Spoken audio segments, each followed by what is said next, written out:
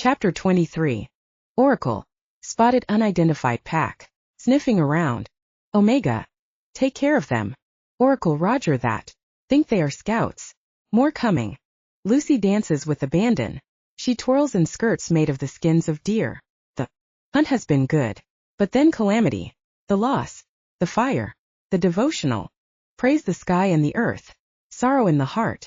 She dances because she doesn't know how to cry. The flames of the pyre lick high into the night. Ritual. They will bury him this night. The sadness makes her stomp her feet.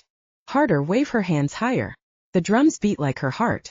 The whole world mourns this night. Lilting chants flow through the night. Cracks of lightning. Then they come with their terrible rage. The legs buckle. 1,000 knives. Cut the flesh. Pain is all. Xochitl shut off her phone and rested her head back on the couch. Vern's words jumbled in her thoughts, giving her a headache, and she groaned. Tao whimpered and inched his head a little higher up on her lap. She stroked his fur. After constantly shooing the twin puppies away, Xochitl had finally given up. She'd been beaten, tortured and mauled, not to mention had her arm almost broken by a mohawk-helmeted pendejo wielding a pipe, but it was a pair of 6-month-old dogs that had broken her will. Well, at least you're cute.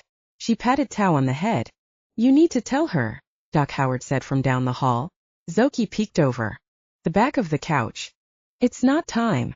Hannah sounded irritated as she and Howard came into view of the living room. Tao whined as Xochitl pushed the pups away and scooted off the couch. Is Lucy okay? Oh, Hannah stopped short. It's you. It's me. Xochitl gave Hannah and Doc a little wave. Everything's fine. Doc Howard smiled. Fever broke. She should be up in another day or two. Great. Xochitl felt relieved by the news.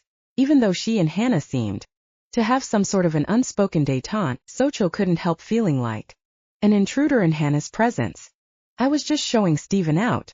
Hannah held open the screen door as Doc Howard nodded to Xochitl and walked out. Okay, well, bye, Doc, she called after the vet.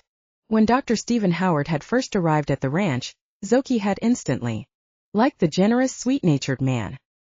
He'd lavished the family dogs who'd clamored for his attention with affection, giving them their favorite lamb and cookie treats. He had even brought Kai a red ball, which the boy had not stopped kicking against the wall next to Lucy's bedroom window. Kid better cut it out, or Hannah'll kick him against the wall. Through the screen door, Xochitl watched Doc Howard and Hannah walk to his truck. The vet was close to 60 and a little taller than Hannah, with graying brown shoulder-length hair that he wore in a tight ponytail at the nape of his neck and a thin mustache grazing the top of his upper lip. He wore a polo shirt and khakis and, like Hannah, trotted around in cowboy boots. Not my type, even if I were 60. But handsome. The doc had olive skin and high cheekbones. Wonder if he's a mutt like me. Howard halted abruptly at his beat-up, metallic gold 4x4 and pointed emphatically at Hannah.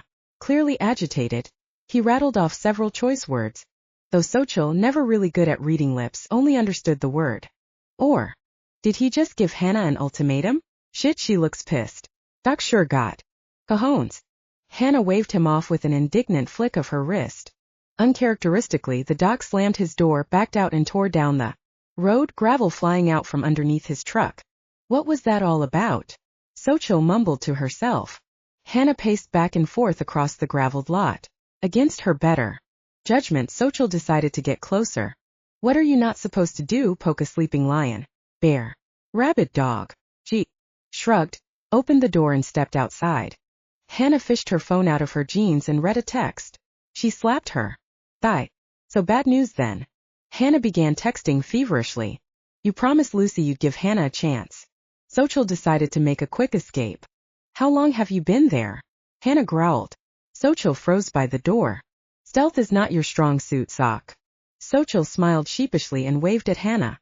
At the end of the porch, Xochitl spotted her laptop sitting where she'd left it, on a table between two robin egg blue Adirondack chairs. Just getting my laptop, she hollered back, pointing to the sitting area. Xochitl made a beeline to the chairs and grabbed her computer. She turned to leave but was startled by Hannah, who blocked her way and stared down at her.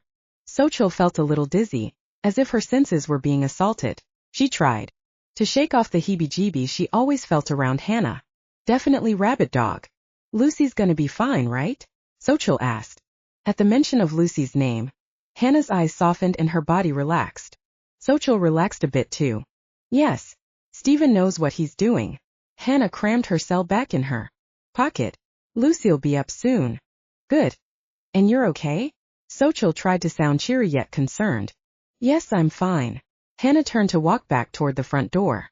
Just having a problem with the rescue facility up north. I'm gonna start dinner. Do me a favor and see what your pet is up to. Hannah disappeared into the house before Xochitl could answer. Yeah, sure, she called after the strange and intimidating woman. Lucy stands up to her chest in a river of blood. The warmth of it oozes all around her. Small waves of crimson muck slop up to her shoulders. This is his blood. Their blood. Witness. It isn't enough. She is alone. The sky turns to stone. The flinty darkness invades her pores, makes her stone. An island of stone in a sea of blood. Drink the wine. Eat cakes. Mother said. Abomination. She bends the knees going down, sinking down into the clotting ocean. She closes her eyes and opens her mouth to scream. Tepid liquid rushes down her throat that tastes like metal and coal. She swallows it down and drinks deep, deep, deep until the earth turns to a brittle, dry ball and the sun shatters. In the sky. Laptop in hand, Xochitl bounded down the front porch stairs and around the side of the house where she knew Kai would be. Sure enough, the teen was kicking the red ball against the siding. Ever since Hannah had banned that filthy feral from Lucy's bedroom, saying she needed rest, not a spastic dog. Bouncing off the walls, Kai had stationed himself underneath Lucy's window. It was clear he couldn't bring himself to leave her side, but Kai seemed to know better than to cross Hannah, and he made sure to keep his distance from her. Xochitl didn't blame him, and she wished she could do the same. The kid reminded Xochitl of a jolly version of her brother Miguel, lanky, energetic and handsome. It was undeniable that Kai, now all cleaned up, was a good-looking boy. He had beautiful almond-shaped eyes that were a yellow-green, naturally in the daylight but glowed gold in the dark. His shoulder-length jet black hair glistened in the sunlight, and his skin, which at first had seemed pale, was now, after he'd fed and rested, a rich golden brown. Lucy woke, her vision hazy and her head pounding. The sheets were warm and damp from sweat. She tried to roll over but found she couldn't so much as wiggle. Someone placed a cool hand on her forehead. Lucy blinked her eyes and Hannah swam into view. Like Mama, Hannah smiled gently, brushing Lucy's hair out of her face and patting her arms with a soft washcloth. Lucy smelled faint rosemary and lavender notes. Sure, my sweet, Hannah said. It'll all be better soon. You're home. Lucy forced her lips to smile a little. Her lids felt so heavy she had to close them for only a second. When she opened her eyes again, Hannah was gone. Lucy woke alone in her room. No, not alone. She turned her head to see a pile of dogs curled up on the rug next to her bed. She tapped the comforter weakly. Poppy raised her little rust-colored head, gave an enormous yawn and patted over quietly. The thin dog stood like a miniature greyhound. Poppy bumped her head against the side of Lucy's bed, then placed her front paws on top of the sheets, avoiding Lucy's arm by air. Lucy had spent all of her energy beckoning her to come over, and now her arm was too weak to raise up again, her hand too numb to pet Poppy's outstretched snout. Poppy snaked her head forward and licked Lucy's elbow. Lucy smiled easily and drifted back to sleep. As Xochitl approached Kai, she was amazed by the control he had over the ball. The deftness the boy displayed as he juggled the toy between his feet like a pro soccer player was incredible. He could give Beckham a run for his money. What also surprised Xochitl was Kai's focus. Nothing seemed to matter to the kid but the simple act of kicking the ball. It was peaceful, calming to Xochitl. Perhaps to Lucy too, because the noise never woke her. Oi, hound chow, she called to Kai. The teen were swiveled around, swatting the ball between his feet. You'd better stop or Hannah's gonna stick you in the kennel. Kai, though not understanding the words, seemed to understand her meaning, and he immediately abandoned his activity, opting to sit on his haunches beneath Lucy's window. Don't worry, kid, Xochitl said, standing in front of the boy. Lucy's fine. Doc said she'll be up in no time. Kai perked up at the news and gave Xochitl a wide smile. She patted him on the head. Dinner soon. I'll come get you when it's time. As she turned the corner, she saw Kai tossing the red ball in the air, playing catch with himself. She made her way to the screened-in back porch leading into the kitchen and was met by Briscoe and Maggie, the chocolate labs, lying on the stoop. Hola, perros. Xochitl scratched Maggie behind the ears. The dogs wagged their tails in greeting. Unlike Tao and Thandy, these dogs were older and contented to relax in the evening sun. Xochitl liked that about them. She crossed the porch, which acted as an outdoor living area complete with rattan sofa, 2 matching chairs and a beautiful coffee table made of whitewashed reclaimed wood. Orange and blue pillows added pops of color, lending vibrancy to the space. One thing's for sure, Hannah's got taste. Xochitl entered the kitchen through a pair of French doors. Hannah stood over a 6-burner stove, heating up oil in a large cast iron skillet. Another pot steamed, filling the air with the wonderful aroma of chiles. The prevalent smell of garlic and fresh paint made Xochitl wonder if the kitchen had been remodeled recently. Need some help? She crossed to the kitchen island and set her laptop on the quartz countertop. No, that's okay, Hannah said. Always graceful, she flowed from one counter to the other, dicing vegetables and slicing strips of steak on a stone cutting board. A cross between ninja and master chef. The clattering of paws on the hardwood floors echoed down the hall. Xochitl braced herself as Tao and Thandy barreled into the kitchen, rounded the island, and threw their paws onto her chest, knocking her into the counter. Ay, perritos. Off. Xochitl pushed them away, trying to regain her balance. Sit. The puppies obeyed and sat staring up at her, their happy tails swooshing from side to side. Xochitl took 2 cookies out of her pocket, pointed to the ground and commanded, lie down. The Ridgebacks complied, and she held out 1 treat for each of them.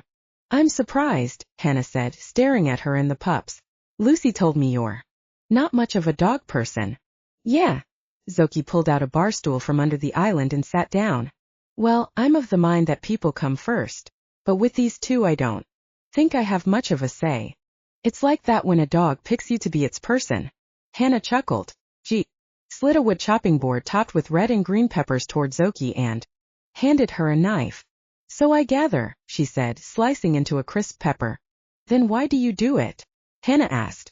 Is it because of your brother? Xochitl stopped, taken aback by the question. She eyed Hannah for a moment. To Xochitl's surprise, the woman seemed utterly sincere. Xochitl wiped her brow with her arm and returned to cutting the vegetables. At first, I guess. But then, I don't know. I'm good at it. She searched for the words to explain to Hannah something that Xochitl didn't quite understand herself. And Lucy's really good at it, she added. I guess she takes care of the animal side and I take care of the human side. And together, we help the whole person. So you think Lucy's really good at her job? Hannah asked, sliding the chopped meat off the stone board and into the pan. The steak sizzled and oil spat out from the impact. I wouldn't call it a job. Xochitl grabbed a red pepper and began slicing it into long thin strips. For Lucy it's a calling. I mean, you should have seen her the other night. She put down the knife, too caught up in the recollection of the Vijay boys' fight to cut peppers. She was like a wild thing, wailing away on this guy that outweighed her by 50 pounds. It was incredible. I think she even howled at one point. Xochitl picked up the knife again. Or maybe that was Kai. Or both of them. Don't know. She fell into the chopping rhythm of the knife. I was so caught up. She stopped in mid-cut.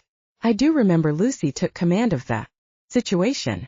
Not like when she was a cop. This was different. How so? Hannah asked. Xochitl, lost in her own thoughts, had almost forgotten the woman was there. I guess it was just her presence. No power.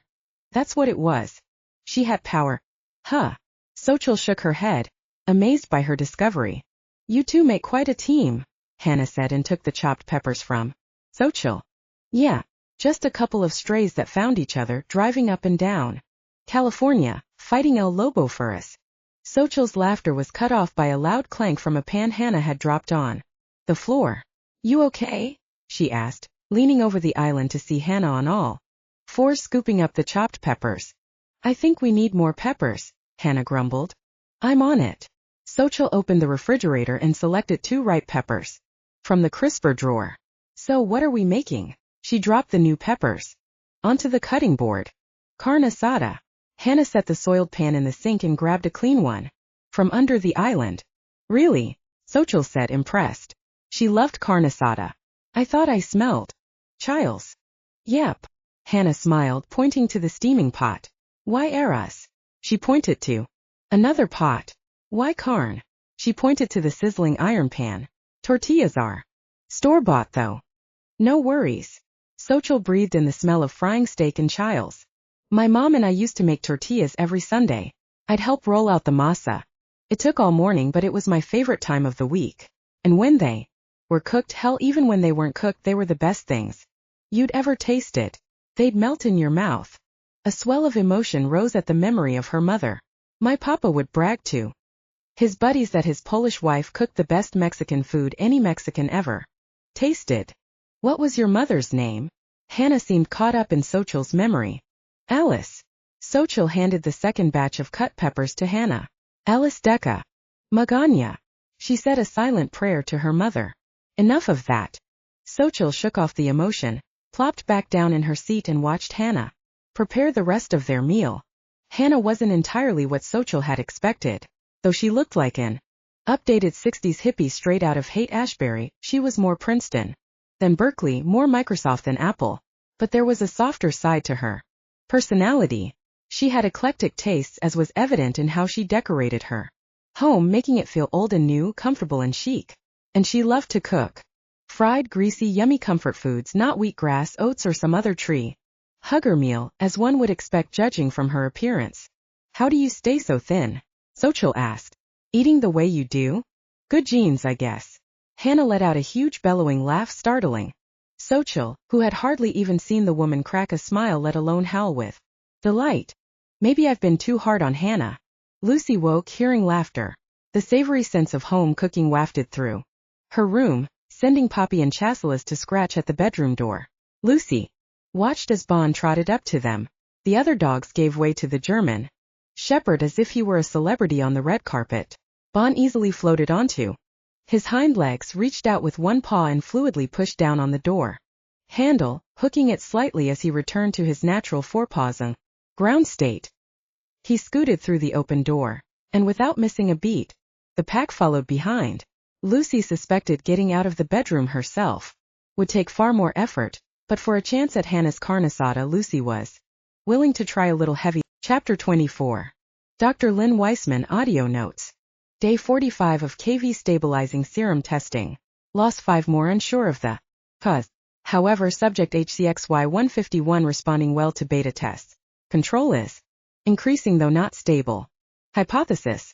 Subject has developed additional DNA pathways and generated 1 or more additional base pairs from initial exposure to KV, provided HCXY 151 survives next round of tests. I will extract more DNA to be certain. 21 months ago.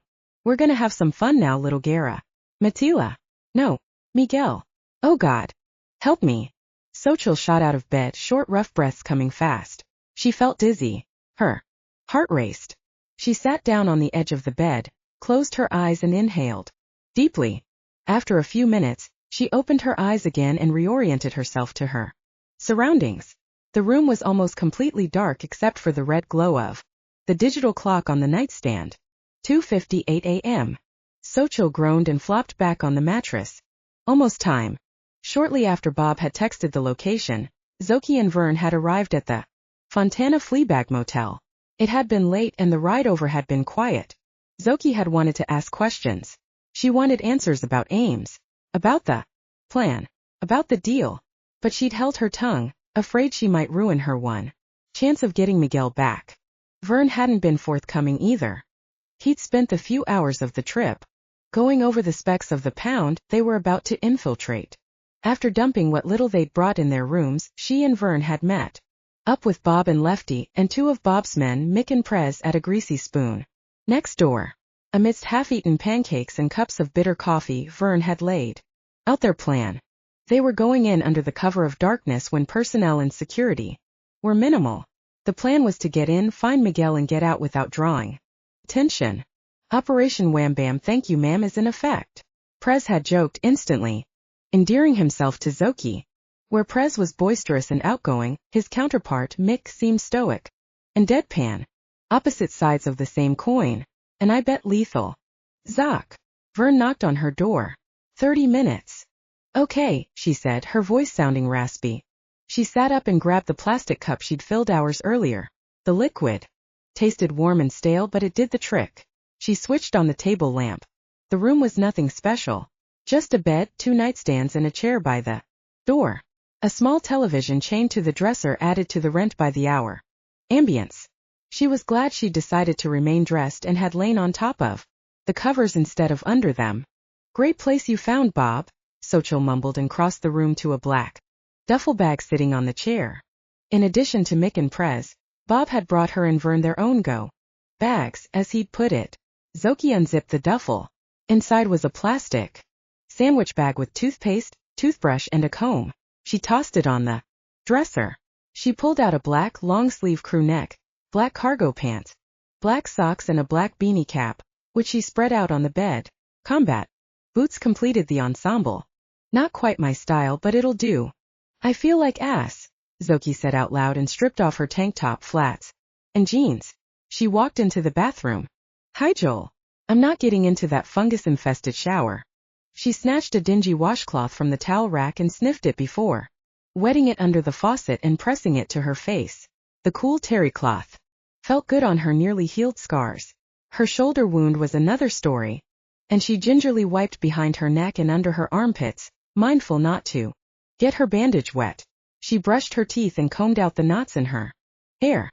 Satisfied with her appearance, she gathered up the various sundries, placed them in the baggie and walked back into the room to dress in the all-black outfit. She twisted her blonde hair up into a bun, securing it under the cap, and was shocked to find the clothes a decent fit. Not bad, Bob. Xochitl scrutinized herself in the mirror. She gathered up her few possessions and stuffed them into the duffel. Taking a last look around the room, she picked up her go-bag and headed out the door. Vern and the other men were congregated around Bob's black Humvee. Bob must be loaded. Vern handed her a cup of coffee. She took it eagerly. You are a god. Xochitl breathed in the aroma of French roast. Another slave to the caffeine. Mick smirked. Another pendejo. Xochitl blew on the hot brew and squeezed between Bob and Prez, who shook with laughter. Sweet. Lefty hooped as he busily typed away on a small computer resting on the Humvee's dash. So that's what was inside Ames' case. New toy. Xochitl looked over to Vern. Lefty's good with tech stuff, Bob answered. So what now? She took a sip of coffee. Now you need some war paint. Prez approached Xochitl with a fat tube that looked like black lipstick. She took a step back and gazed up at Prez. An African-American man of indeterminate age, Prez was 6'5" and 230 pounds of pure muscle. The massive man dwarfed Xochitl, the top of her head barely reaching his chest. You've not been blessed with natural night camouflage like me, Prez said, popping the cap off the stick. Please, all you'd have to do is smile and I could hit you from 300 yards, Mick jibed. You're just jealous your lily white ass ain't mocha chocolata like mine. Prez hit back over his shoulder and brought the stick to Xochitl's face. She stopped his hand. Let me do it. Scars still healing. Xochitl took the paint. Oh right. Sorry. No problema. Xochitl leaned toward the Humvee's side mirror and applied the paint in strips, spreading it over her forehead, nose, chin and cheeks. I look dirty, not camouflaged. So much for washing my face. Xochitl turned to Prez for inspection. No, that's good. Prez dropped the stick into his utility belt pouch. Everyone over here, Vern called. Xochitl and the men gathered at the front of the vehicle. Lefty rested the computer on the hood and began enthusiastically demonstrating the equipment. This thing is like next gen's next gen, Lefty said, looking like he was about to jump out of his skin. She's a thing of beauty. I mean, just look at the screen display. It's beyond XD. It's a gamer's wet dream. Private. Vern scowled. Get on with it. Sorry, sir. Lefty picked up a small camera device no bigger than half an inch long sitting next to the computer. I'll be able to monitor you and the guys remotely with the mini cams. He handed the device to Vern.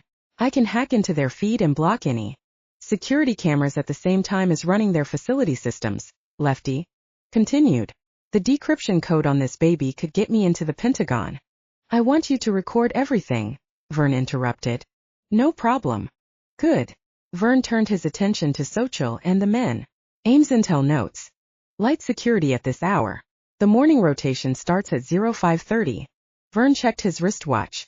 That's approximately 2 hours and 12 minutes from now. Simultaneously, the men each checked their watches and marked the time. As you can see, Vern pointed to the specs, we've got a large cinder block. Building fenced in by chain link. Shouldn't be too much of a problem getting in if Lefty's right about being able to control their systems. Shoot, I could control their shits with this thing, Lefty blurted. Vern glared at Lefty. Bob's men burst out laughing. Boys and their toys. Xochitl rolled her eyes. We're or so let's get our heads in the game, Vern commanded. Yes, sir. All 4 men replied in unison. Xochitl swelled with pride watching her uncle in action. She'd never seen him operational before and he was impressive. He could muster these men he'd not worked with in a long time or even at all and form them into a unit. She studied the team assembled around the Humvee. Save for her and her uncle, the group was comprised entirely of ex-military mercenaries with no personal reason to volunteer for a dangerous mission and risk their lives. Other than being dedicated, honorable men. Papa would be proud. For the first time since her world collapsed, a little spark of hope kindled inside Xochitl. She'd get her Miguel back. Xochitl rolled El Gallo up behind Lefty's truck and parked along the side of the animal shelter. She squinted as the bright lights of Bob's Humvee flashed in her rearview mirror. Thought we were approaching from the front once Lefty takes out the cameras? Xochitl asked Vern, cutting the engine. Yes. But Zoc, Vern patted her shoulder. I need you to stay with Lefty. The hell I am. Xochitl flicked the door lock. Vern grabbed her arm. Xochitl, please. Is this about your deal with Ames? I don't trust that cabron. Neither do I. That's why I want you to stay with Lefty. Vern reached for Xochitl, but she shied away and turned her head toward the window. From the side view mirror she watched Bob, Mick and Prez pull several large duffels out of the Humvee. Zoc, I don't know what we're getting into here, and I can't risk you getting hurt. Or worse, Vern continued. I can take care of myself. I know you can. But I can't worry about you and Miguel and do what you have to do for Ames, Xochitl finished for Vern. Es mi familia. Vern. And you and Miguel are my family. And teens? Verdad. Xochitl canvassed the contours of her uncle's face. Even in the dim light she could see the deep worry lines creasing his brow. She sighed. See. Good. Vern stroked Xochitl's hair and left. Watching her uncle gather Bob and the other men, Zoki's emotions fought her. Reason. I barely know these guys. Can I trust them? Ames is a snake. But the others left out.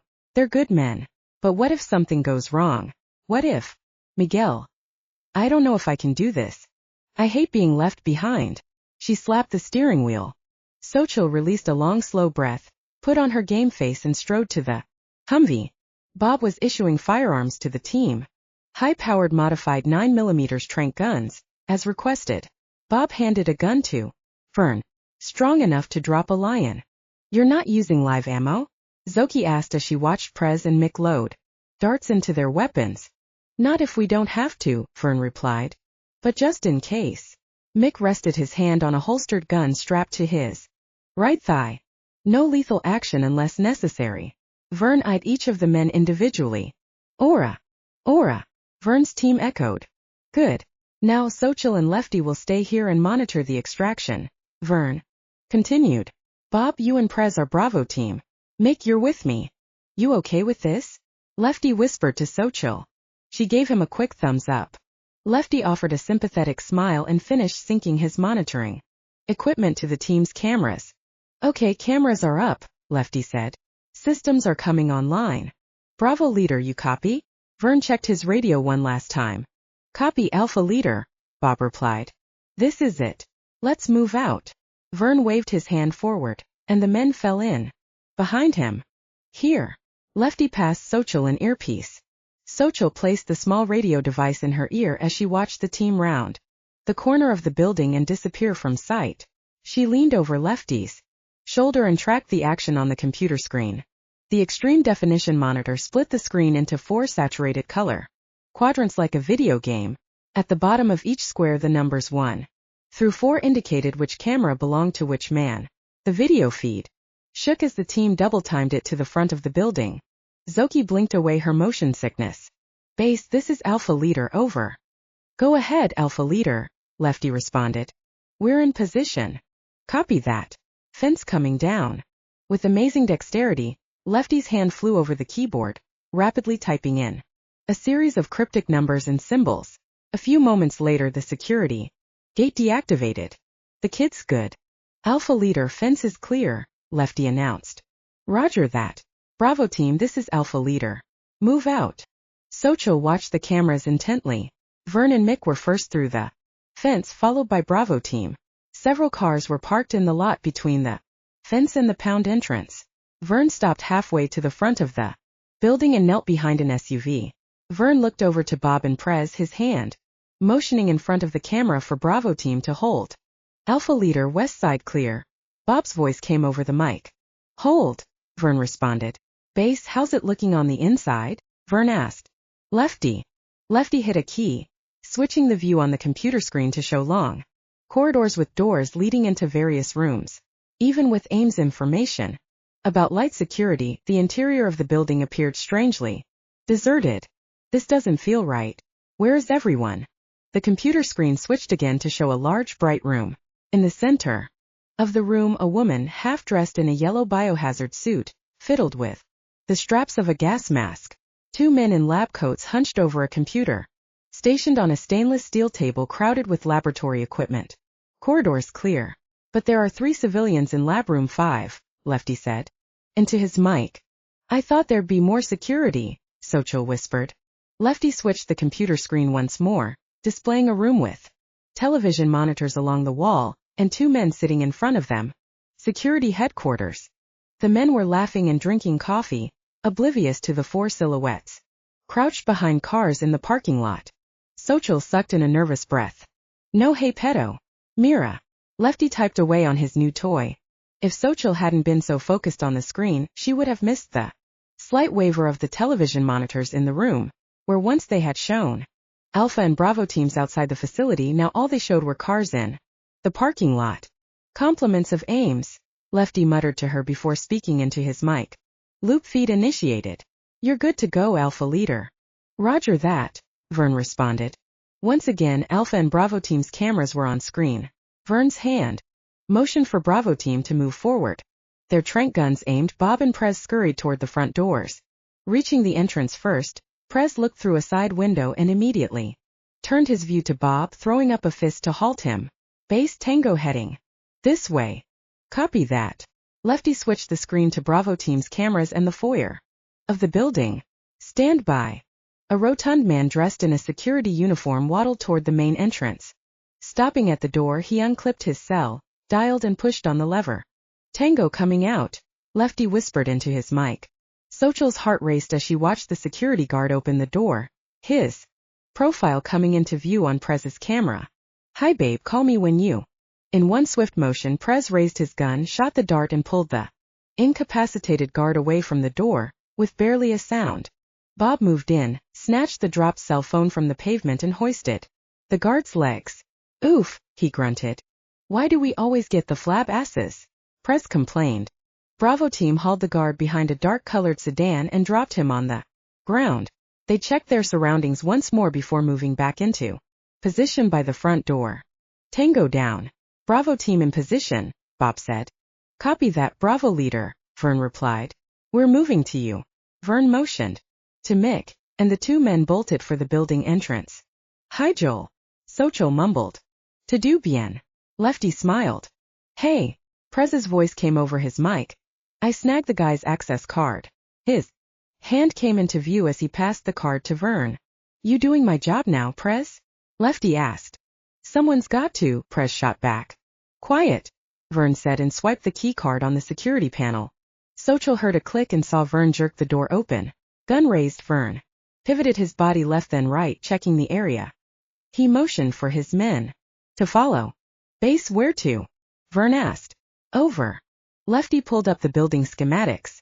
Xochitl noticed a large area that reminded her of the warehouse where Memo had imprisoned her. That's gotta be where they're keeping Miguel. There.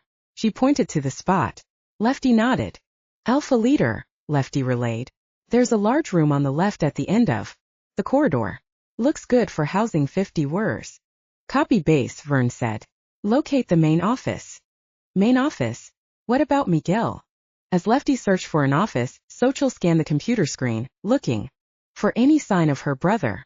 Nothing but bright laboratories equipped with state-of-the-art scientific machinery flashed by. Who's running this joint? Frankenstein? Lefty stopped the slideshow of rooms on a door designated with the placard. Dr. Lynn Weissman. Alpha Leader. I've got the office of a Dr. Lynn Weissman. Might be the person in charge. It's to the east of the main corridor. Last door on the right, Lefty said. Copy that, Vern replied. Bravo team, you check out the west room. We're on the right. Base unlock the door when we arrive. Roger, Alpha Leader. Lefty and Bravo team replied. The two teams made their way down the long hallway with rapid efficiency. Dizzy once again, Xochitl wasn't sure if the cause was the jarring camera motions or the computer split screen. Or maybe it's because I've been sidelined while someone else does my job. Xochitl leaned over the Humvee, rested her forehead on the hood and clasped her hands behind her neck. You okay? Lefty asked. Xochitl nodded. Anything yet? Just a lot of numbered doors. Hold on a sec. What's that? That's not on the schematic. Xochitl popped up her head. Vern and Mick were moving down the hall, methodically checking each door before proceeding forward. What? She searched the screen trying to see what Lefty was seeing. There. Lefty switched to a camera angle at the farthest point from Alpha team's position and zoomed in. See it? The wall. Xochitl asked. Not a wall. A door, Lefty said. Look on the floor. Xochitl focused on the floor in front of the not wall. See? Lefty pointed to the screen. The light changed direction, reflected off something. That's a shadow. Someone's moving behind that wall. I'm sure of it. Xochitl waited a moment. The light flickered. Something moved, casting a fragmented shadow across the floor. It'd have to be several inches thick, right? She turned to Lefty. Yeah, probably reinforced steel too. What do they got behind that thing? She asked. King Kong. Come again. Vern's voice broke in. Sorry, Alpha Leader. Lefty brought Vern's camera back on screen. Alpha team was approaching Weissman's office. Found some kind of facade at the end of the corridor, Lefty continued. It's not on the original plans for the building. Know what's behind it? Vern asked. Not sure, but someone or something's there. Copy. Xochitl followed Vern's sightline as his camera rotated, bringing Mick into view. Across the corridor from Vern, Mick rose from a crouched position to look through a small window near the top of the door. Mick's camera panned the inside of a stark white room, void of people only. Large glass cabinets, stocked with vials of liquid, lined the back wall. Last room. All clear, Mick said. Copy. Go check out Lefty's fake wall, Vern said. Xochitl glanced at Vern's camera as he motioned for Mick to move forward down the hall. Roger that, Mick replied. Base, I'm at Weissman's office, Vern said. Copy, Alpha Leader. Lefty hit the command key, and a buzz came over the comms. Vern entered Weissman's office.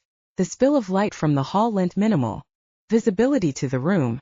As Vern moved about the space, Xochitl could only make out two chairs positioned in front of a large wooden desk.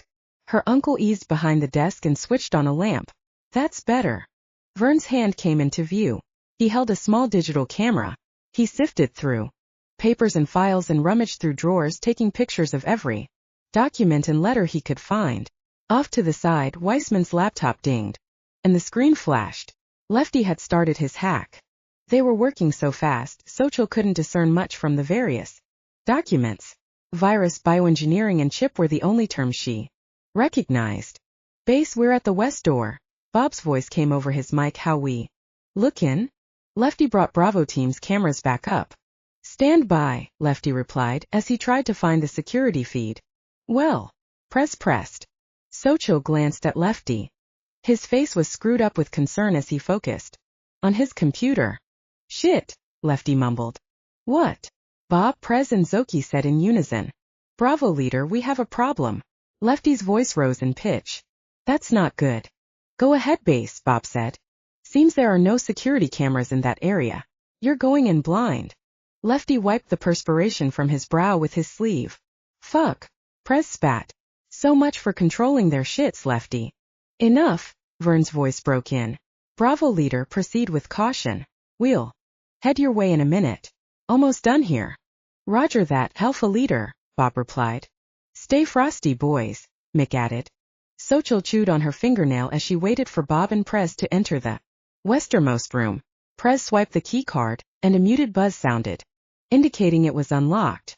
Gun raised, Prez leaned into the door and pushed it ajar. He moved through the doorway, turning right then left to check his surroundings. Clear, Prez whispered. Bob, his gun at the ready, slid in behind Prez and began looking around. In stark contrast to the bright fluorescence in the corridor, soft illumination cast down on the men from above. The room's vastness was obvious, despite the dim lighting. Lefty whistled. It's gotta span half a football field. And almost as wide. Xochitl chewed on her lip. Just like Memo's warehouse, only bigger. The men slowly made their way through the room, their cameras panning about the space. Are you getting this, Base? Prez asked. Sure am, Lefty responded. What the? On Prez's camera feed, 2 continuous rows of enormous glass enclosures lined either side of the room and ascended nearly to the building rafters. Prez's hand moved to touch a cage. Thick plexiglass. Got to go in 10 feet by. The look of this one. He continued to scan the container. At its base was a rectangular sliding door large enough for a food tray to pass through. Prez shone his mag light into the enclosure. Empty. Not mine, Bob's voice came over his mic. Xochitl switched back to Bob's feed as Lefty tried to zoom in for a clearer look. Do you see that? Bob's flashlight lit up the glass cage. Holy shit.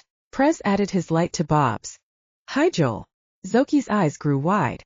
Huddled in the corner, dressed in a hospital gown, was a small creature.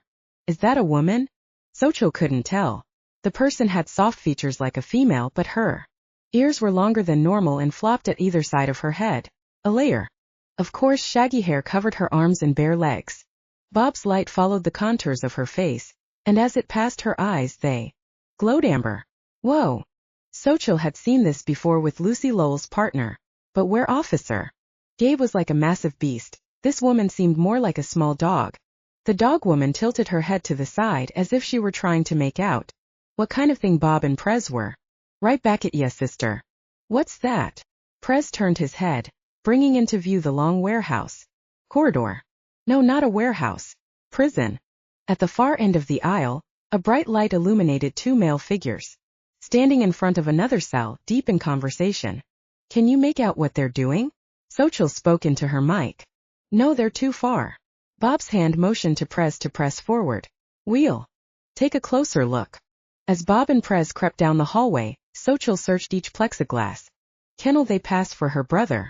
She gasped as she witnessed cell after cell occupied with dog-like people, but no Miguel. A few people were neither puppyish like the dog woman nor were beast-like. Gabe, still afflicted with canine-like features, these anxious creatures paced in their cages like agitated wild wolves. Hyper, aggressive and potentially dangerous. Bob's camera feed showed Prez on point, crouched by one of the last cages near the security guards. Prez raised a fist signaling Bob to stop. Tango 15 feet ahead, Prez said. Sounds like they're arguing about whatever's in that cage. Copy, Bob replied. Can you make out what they're saying? Just a minute. Prez scooted forward a few feet. Xochitl held her breath. They're gonna make him. A short nervous giggle burst from Xochitl. She quickly clasped her hands over her mouth. The guards remained unaware of Prez. Xochitl exhaled slowly into a tiny grin. Big as a house, quiet as a mouse. You do it. An unfamiliar, prepubescent treble pierced through Xochitl's earpiece. From Prez's camera angle, she couldn't ascertain which guard had spoken or determine what they looked like, except that one man was tall and spindly and the other was shorter and average size. I'm not going in there, a loudish voice replied. You saw what it did to Jacobs. Gas it. Then go in. Fuck you. You gas it. Weissman wants this one prepped by shift's end. You know how she is when things don't get done. Shit, fine. The spindly guard pulled a canister out of a pouch attached to his belt and bent down at the base of the cage. His hand jerked back, then thrust forward. The cell filled with fog. An ear-shattering howl bellowed into their mics. Ah! Xochitl and Lefty shrieked. She yanked her earpiece away from her ear. A loud thud brought Xochitl's attention back to the computer screen. Something was throwing itself against the plexiglass of the cell, only to ricochet off it. Like a rubber ball. Desperate to break free, it growled and bellowed, whipping its fellow captives into a frenzy. The cacophony of barks and howls amplified as they bounced off the walls. The room was in chaos. "Shit's getting crazy back here," Bob hissed over the ruckus. "Coming back to you," Prez said. But before Prez could move out, the shorter guard spun around and faced him. "Shut the fuck." Without hesitation, Prez shot tranq darts into both guards, dropping them where they stood. "Nice," Lefty said. Prez advanced on the downed guards, cleared their weapons and approached the fogged-in kennel. "Something's huddled in the corner," Prez said. "Hard to tell, but I think it's one of those Werebeasts." "The were things seem to be calming down back there," Bob said, moving to Prez. Both camera feeds were trained on the creature veiled in gaseous smoke and pressed against the back corner of the wall. "Can't see a pinch thing. Damn pinch fog." "Holy shit," Bob yelled as the beast leapt through the air, slammed itself into the glass and knocked itself out cold. The beast splayed motionless on the floor, and Xochitl could finally see its face. "Miguel." "That's Miguel," Lefty asked. "Get in there." "Get him," Xochitl shouted at Bob and Prez. "We can't." Bob squatted by where Miguel, analyzing the situation. "We have to wait for the gas to dissipate." "I don't care," Xochitl shot back. "Xochi."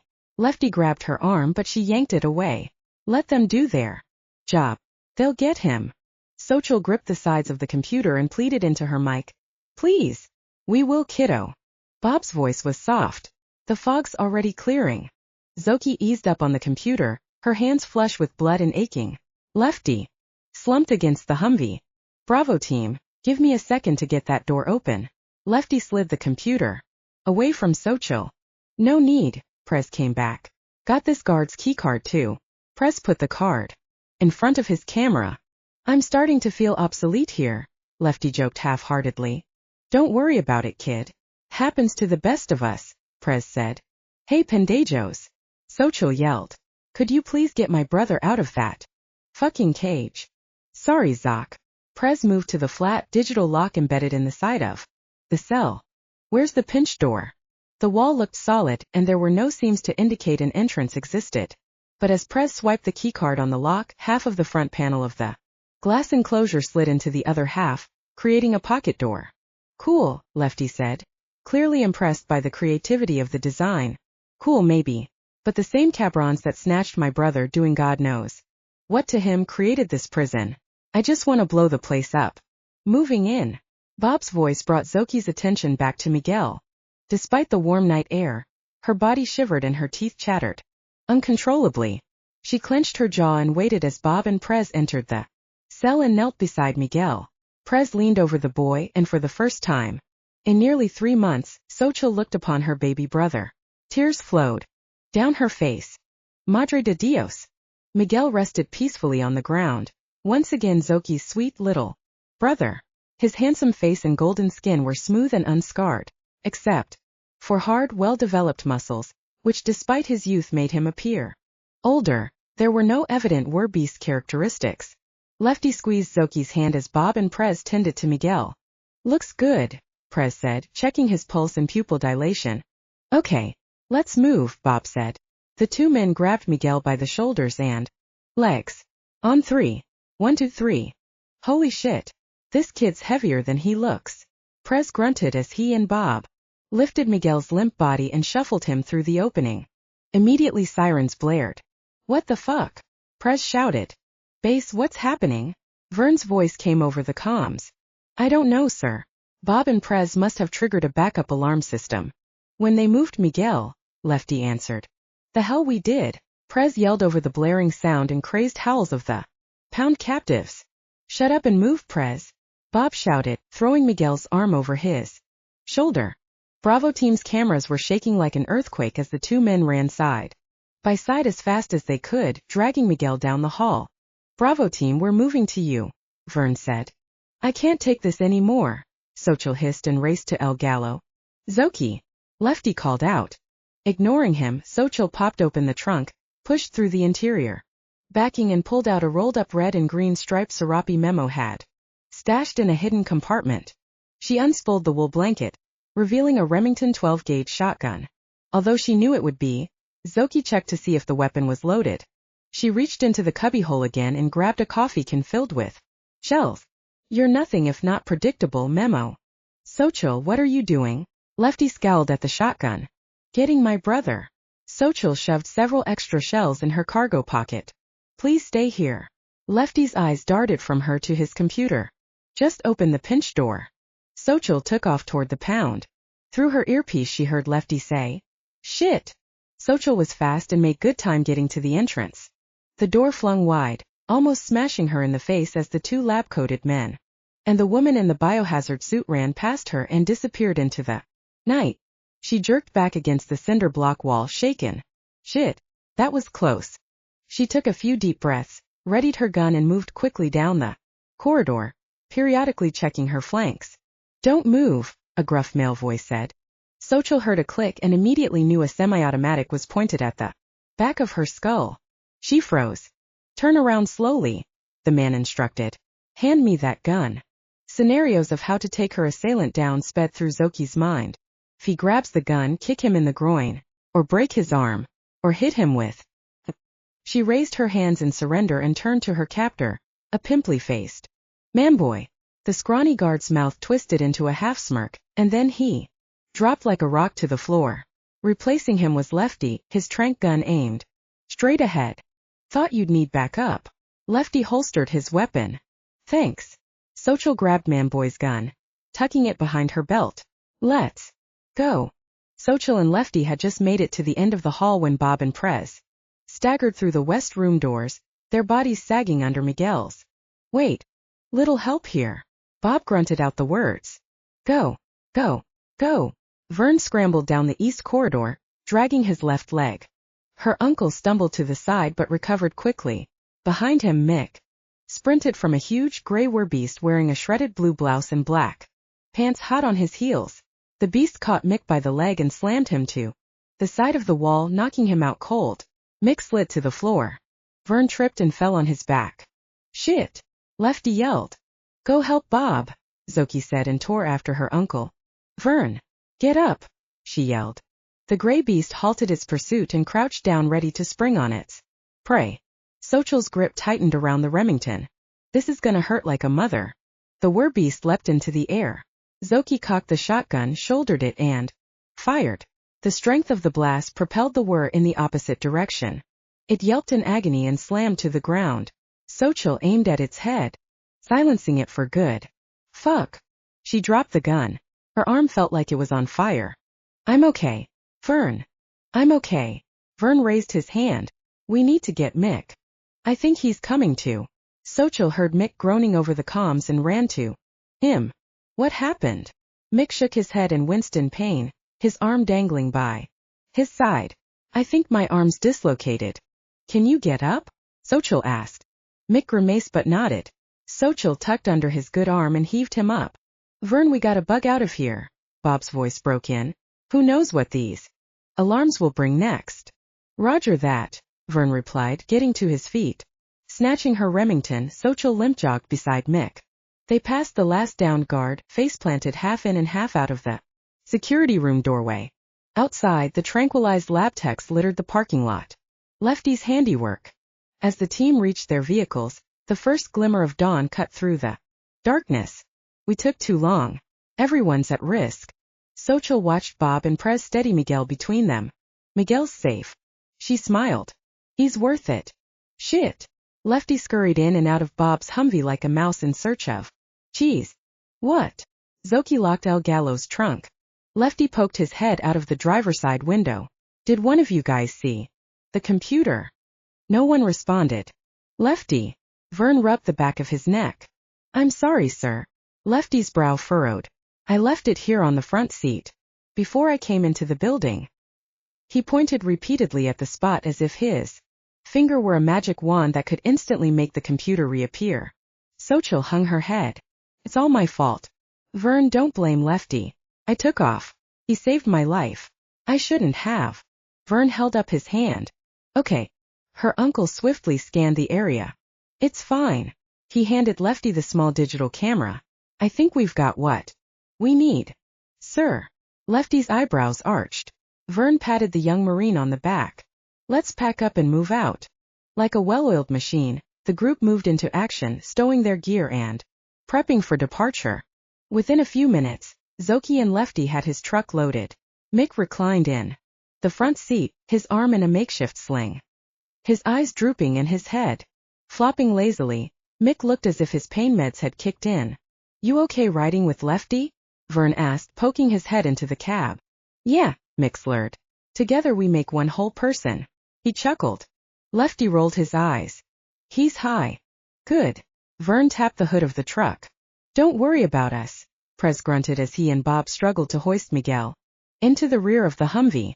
It's not like this kid weighs a ton or anything. We won't. Mick cackled. Xochitl ignored their banter, her gaze never leaving her little brother. I figured you'd want to ride with Miguel. Vern put his arm around her. I'll have Prez drive your car to the cabin.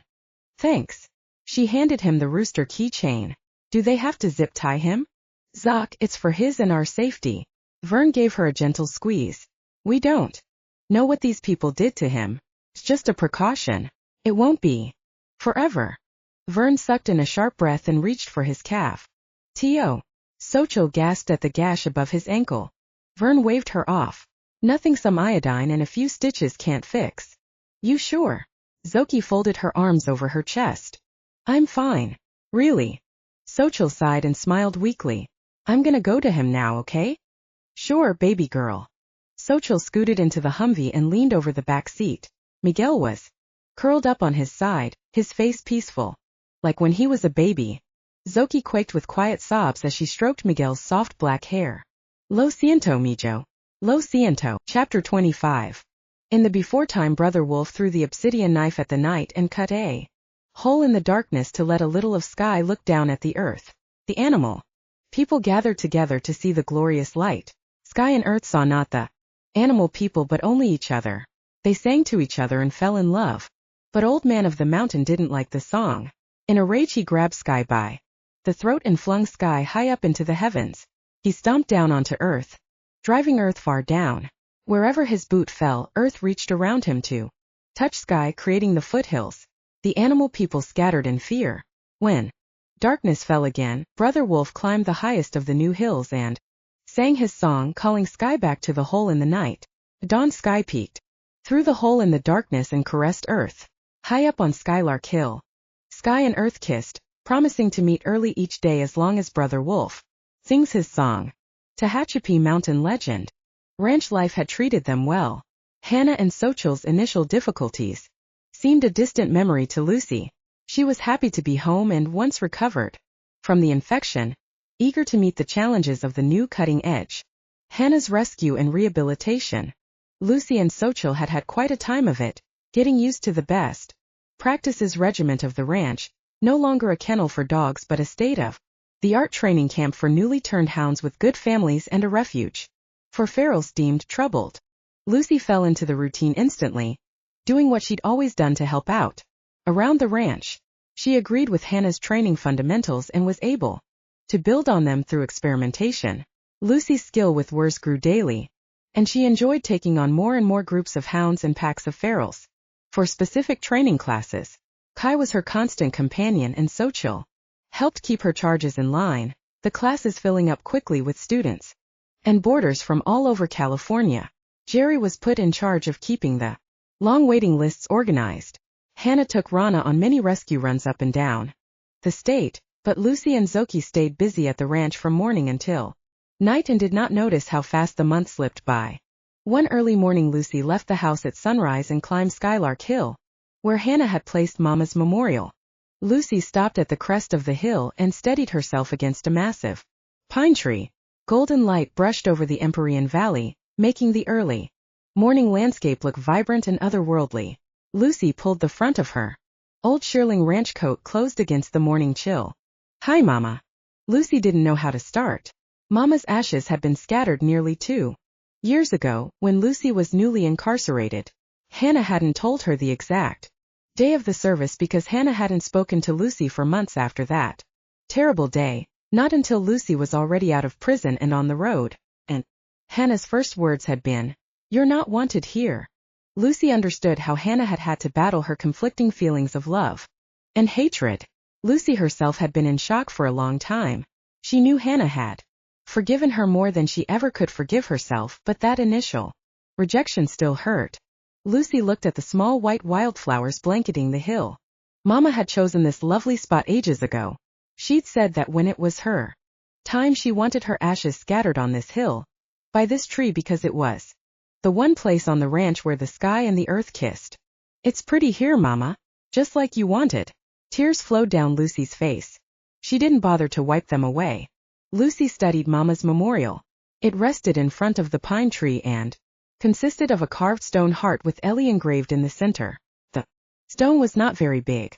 Kneeling down beside it, Lucy spread out both hands, locking her thumbs, and curved her fingers around its edges. The stone felt cold. She brought her forehead down between her hands and rested it on the cool surface, bowing her body before the tree. "Mama, I came to say." Lucy closed her eyes, picturing Mama's face. "I came to this place to say goodbye, and to say I'm sorry. I will be sorry until the day I die, Mama." She sobbed quietly, her shoulders shaking. She kissed her mother's name on the stone heart. Lucy sat back on her heels and watched the dark sky slowly welcome the new day. "You are beyond needing anything now. You don't need me," she said to the sky, and ran her fingers through her hair. "But it's so hard for me to move on. I've helped so many people, but I couldn't help you, Mama, because I panicked. I didn't think. I didn't try. I just heard do it, and I pulled the trigger." She felt at a loss but continued anyway. "Everything is changing. People don't see it. Xochitl and I are treading water, helping where we can, but it's never enough. I just want to go back. Before any of this happened, we were happy. I am sorry I ever left, Mama. You were everything to me and I took for granted that this peaceful place and you would always be here. I was a fool. And a child." She took a deep breath. The next part was hard to admit. "I thought I could help in LA, but I wasn't enough. The horrible stuff never gets better. You arrest one bad guy and another one pops up worse than the first one usually. Being a cop wasn't what I thought it would be. And now, Mama, this were plague. It's chaos and mayhem, but folks try to go on living their lives like nothing happened, like they think they can adjust. I feel like I'm losing my mind." The words started spilling from Lucy's mouth. "I have these dreams all the time now. You're in them. And then there's someone else trying to get me." Lucy surprised herself. She wasn't ready to talk about those dreams out loud. She looked back at the stone heart. She kissed the tips of 2 fingers and ran them over the smooth rock. "I miss you so much. There are so many times I pick up the phone to call you and tell you about something in my day. I dial your number sometimes before I remember, and then I just hang up." Lucy stopped short, sensing she was no longer alone. These thoughts were too private to share, so she locked them up tight and clamped down on her emotions. She rolled her shoulders back and came up into a crouch. Xochitl was folding Lucy's clothes in the laundry room, just as Doc Howard had predicted. Lucy had woken from her semi-comatose state completely recovered. 3 scars of varying lengths marked the spot on Lucy's leg where Travis had mauled her. Lucy's wound never slowed her down, and they'd kept unbelievably busy training hounds and ferals. So when, out of the blue, Lefty called from LA, it came as a complete shock. "What do you mean it took him 12 hours to change back?" Xochitl, carrying a full basket of folded laundry on her hip, dashed into Lucy's room. "It takes him time to change back. He didn't want me to call you," Lefty said, "or the Werewolf Whisperer, but I promised I'd watch out for him. Zoc, this never happened before." Xochitl felt her stomach tie in knots, and her knees go weak. Thoughts of Travis, of sending him off to his certain death on a rundown ship, flashed through her mind, and she dropped onto the overstuffed chair across from Lucy's bed. She cradled the laundry basket on her lap, and stared out the window. Kai was tossing his red ball up in the air, while Tao and Thandy took turns catching it. Xochitl watched as one puppy's body came into view of the window, and then the other. It was strangely soothing, peaceful, and she understood Why Lucy loved it here so much. Zoc. Lefty's voice brought her back to reality. How long does it usually take, Lefty? Xochitl brushed her hand through her long hair, her fingers working through the knots that mimicked the ones in her stomach. Usually an hour. 3 tops. 3 hours. Xochitl leapt up from her chair, the laundry dropping upside down onto the floor. Great. I hate laundry. Just listen, please. Irritation mixed with alarm shaped the tenor of Lefty's voice, and Xochitl remained silent, waiting for the other shoe to drop. 2 nights ago Miguel fought a really hard match. And there it is. Pinch war fights. There was a lot riding on this fight, Lefty continued. Our shot at the pro circuit. He won, Zoc. Made our business legit. Sorry if I can't celebrate your success. Xochitl loved Lefty, but right now, she wanted to smack him. Don't be like that, Exo. Lefty sounded hurt. Miguel's worked really hard for this, and he was doing really well. His focus, his control, were never a problem. Until now, Xochitl finished for him. Yeah. Do you have any idea why? I don't know. Maybe it was the stress. You know, because the fight was so important, Lefty replied. He's grasping at straws. Zoc. Lefty sounded like a lost little boy. Yeah. Could you, maybe, ask your friend if she would know what might be happening? Fuck that. I'm coming down. Xochitl hung up on Lefty. She scooped up the pile of laundry and tossed it on the bed. She dropped to her knees and grabbed Bob's black duffel bag from underneath it. Xochitl swept Lucy's clothes into the bag and raced to the bathroom. She slid Lucy's toiletries haphazardly into the duffel and rushed back into the room to her closet. Flinging the door open, Xochitl yanked Lucy's hanging clothes off the rack and crammed them inside the bag. Xochitl scanned the room one last time, making sure she'd gotten everything Lucy might need. Her eyes fell on the photograph of little Lucy holding the golden puppy. She snatched the picture off the nightstand and tucked it safely between Lucy's clothes. Xochitl always knew the sheltered cocoon that was Lucy's childhood home. The serenity it brought to both women was fleeting, and the day they'd need to leave was inevitable. She just hadn't expected it to be under these circumstances. There would be a part of her that would miss this place, miss Tao and Thandy, but this wasn't her home. Xochitl had had both her and Kai's things packed to leave since day one. She rushed into the adjoining guest bedroom, opened the closet door and pulled out her go bag. She left, never looking. Chapter 26. Lucille Elizabeth Lowell, how do you plead? Guilty. 21 months ago. Lucy is at Snowflower with Mama and her first ever puppy Biscuits. The campground feels peaceful and idyllic. Another happy summer day. She finds herself on a raft in the middle of the lake, unsure of how she got there. Mama waves to her from the shore. Biscuits dances in clumsy puppy circles, his fluffy golden fur gleaming in the afternoon sun. Lucy jumps into the lake, but instead of swimming to shore she sinks helplessly down into the murk. She feels cold, and above her stars blaze in a black sky. As the darkness folds around her, she struggles to take a breath. Terror shakes her. Do it. Hannah's voice rings in her head like a gong. Lucy woke shivering and covered in cold sweat. Tears were streaming from her closed eyes. Her heart beat fast and hard. The sharp scent of antiseptic made her gag, yet she felt staggering relief, as if she'd barely escaped something unspeakable. She felt dazed and unable to lift her head. Her eyes were caked shut, and a searing pain made her aware of her arms, sluggish as if submerged in mud. Lucy tried to move her left arm, but found that she couldn't. Flicking her eyes open the tiniest bit, she saw that she was strapped to a hospital bed. Her forearms wrapped in heavy gauze, dried blood told the story of the cuts underneath. Since she couldn't wiggle her feet either, she gathered her legs were strapped down as well. She felt the heaviness of a belt around her midsection. The fruitless effort to get up made her tired, and she closed her eyes again, shutting out the sting of the bright fluorescence. I'm in the prison infirmary. Can't get anything right. Shame and deep exhaustion tormented her equally. Confusion whiplashed her awareness as her senses snapped into high alert at the sound of faint, disembodied voices. She's starting to come out of it. Lucy recognized the mellow resonance of the woman's voice. Myra? Nurse or inmate orderly or candy striper? Definitely Myra, she'd said. I'm Myra and everything is gonna be okay now, honey. And Lucy had believed her. Myra, angel of mercy. We've been weaning her off the Valium, Myra continued. She's been in dreamland for days. That explains why I'm so dizzy. She'd been drugged. Nausea coursed through Lucy like an ocean current. She'd experienced this feeling once before. Her thoughts shot back to that morning. On the ranch with Mama. Lucy labored to steady her breathing. Soon she felt like she was floating, the unfamiliar sensation causing a deep-rooted knot of panic to form in her gut. She may continue to need anti-anxiety medication, or maybe valerian root and lemon balm will do. Warden Bucknell said she took the glasses from that poor pregnant girl.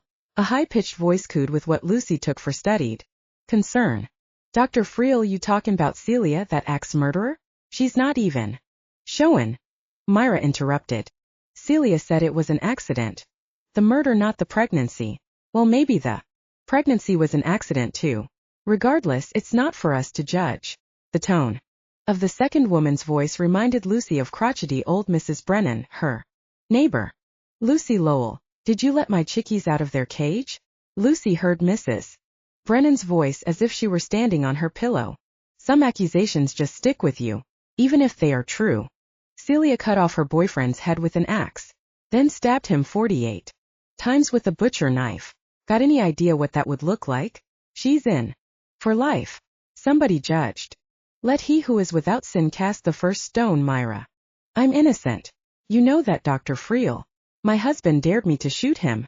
Myra's voice faded into silence. Myra, angel of death.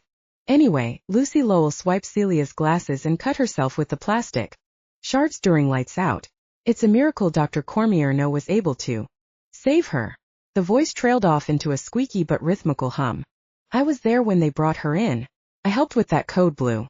Frenchie had a hell of a time stitching up the mess Lowell made. Myra came back strong. Well, you're a treasure, Myra. The warden knows how valuable you've been. Dr. Friel's voice paused, searching. I can't imagine the pain that poor girl had to be in. If the guard hadn't walked into the women's dorm right then for bed check. More like beaver check. I say, Peckler wasn't even supposed to be in the women's dorm. He's a pig, always tries to catch the women naked or having a private moment. Dr. Friel. Call me Imogen. Lucy forced her eyes open once more, but the glare hurt so much she shut them again tightly. She remembered sawing away at her left arm with the jagged piece of plastic lens and then changing sides to work on the right until she saw blood. She felt mortified and sick all at once. What was I thinking? Through her eyelids she saw colors blurring and spiking. The voices were coming closer, and she battled to stay sharp but felt herself spinning and being dragged under by the incontestable return of slow-wave sleep.